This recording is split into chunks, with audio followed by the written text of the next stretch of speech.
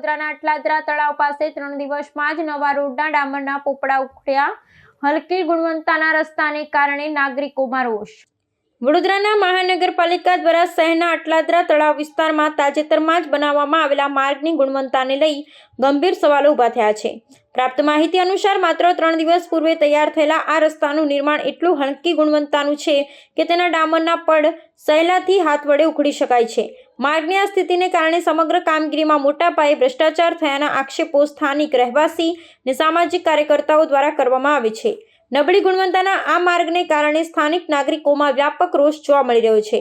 રહેવાસીઓના મતે લાંબા સમયની હાલાકી બાદ જ્યારે આ રસ્તો બનાવવામાં આવ્યો ત્યારે પણ તેમાં યોગ્ય નિર્માણ સામગ્રીનો ઉપયોગ કરવામાં આવ્યો નથી, જેને કારણે સરકારી નાણાંનો વ્યય થયો છે. સામાજિક કાર્યકર્તાઓએ આક્ષેપ કર્યો છે કે રસ્તાની ચકાસણી થવાની જાણ થતાં જ સંબંધિત ઠેકેદારો અને તંત્ર દ્વારા તાત્કાલિક ધોરણે પેચવર્ક કરી ખામી છુપાવવાનો પ્રયાસ કરવામાં આવ્યો હતો, પરંતુ માટી પર જ ડામર પાથરી દેવાયા હોવાની હકીકત સામે આવી છે, જે માર્ગને મજબૂતાઈ માટે જોખમી છે.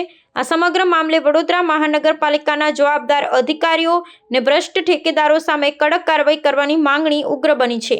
સ્થાનિકોનું કહેવું છે કે જો આ રીતે જ હલકી ગુણવત્તાના રસ્તાઓ બનતા રહેશે તો ભારે વાહનોની અવરજવર બાદ આ નવો માર્ગ 1 મહિનામાં પણ ટકી શકશે નહીં ને ફરીથી માર્ગની મૂળભૂત સમસ્યા યથાવત રહેશે.